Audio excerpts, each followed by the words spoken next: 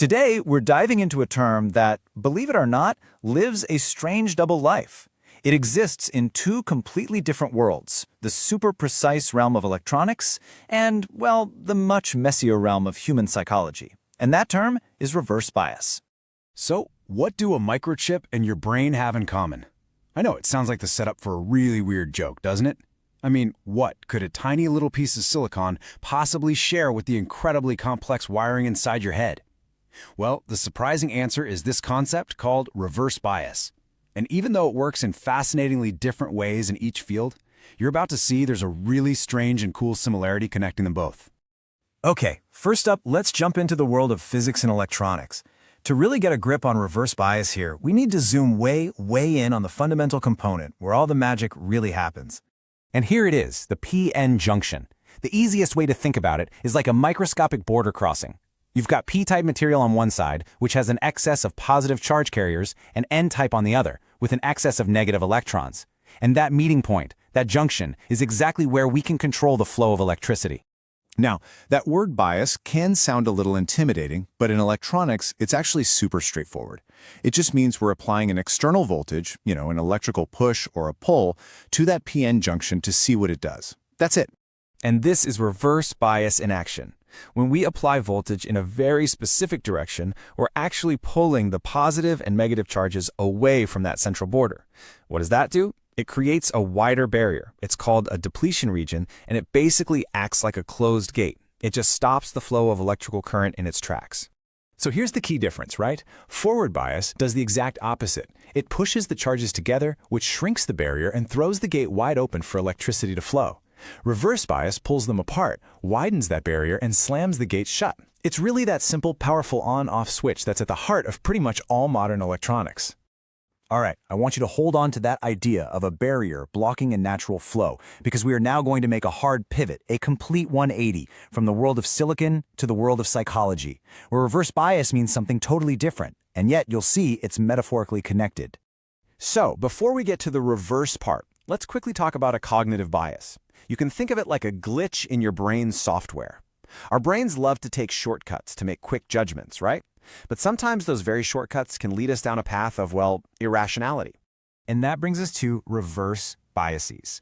There was this fascinating study back in 2011 that defined this as a phenomenon where just the framing of a problem can make us act in completely opposite, totally contradictory ways, even when the core logic or the numbers are exactly the same. Okay, check out these two perfect examples, because this is where it gets kind of wild. On the left, you've got ratio bias. People tend to look at a 10 in 100 chance and a 1 in 10 chance, and they'll pick the first one.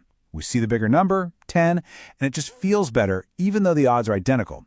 But now look at the right. With proportion dominance, we do the complete opposite. We ignore the actual amount, 8 ounces is clearly more ice cream, and instead we focus on the proportion, preferring the container that looks fuller. See what's happening? Our brains are being irrational in completely opposite ways. So, we have two very different fields using the exact same term. How on earth do they connect? Well, let's bring them together and see. And here it is. This is the beautiful connection. In electronics, that reverse bias voltage is a force pushing against the natural flow of electrons. In our minds, the context, the framing of a problem, acts as a bias that pushes against the flow of pure, logical reasoning. This table just lays it all out perfectly, doesn't it? In electronics, what's being blocked? The flow of current. In psychology, the flow of logic. The bias in electronics is a real physical voltage. In our minds, it's just the context of the choice. And the result? One creates a closed gate in a circuit, while the other creates a closed gate to a rational decision. So, okay, it's a neat metaphor, sure, but does this psychological glitch actually affect people in the real world, or is it just a weird quirk? Well, the answer is a resounding yes. According to that study by Ayal, Hodgman, and Zakai, on average, 27% of the people they tested showed this exact kind of contradictory thinking. That's more than 1 in every 4 people being swayed to opposite, irrational conclusions just by a simple change in framing. So why does this happen? This quote from the researchers really gets to the heart of it. It's because we're inconsistent. We pay attention to the wrong details at the wrong time. We'll focus on a ratio when we really should be looking at the absolute numbers, and then we'll turn right around and focus on the absolute numbers when we should be looking at the ratio. Ultimately, it all comes down to this. An engineer has to understand reverse bias to build a working circuit. In the same way, we need to understand our own cognitive biases to build a better decision-making process for ourselves. Just being aware that these mental glitches exist is the first huge step toward not letting the framing of a problem trick you. And that really leaves us with a final thought to chew on.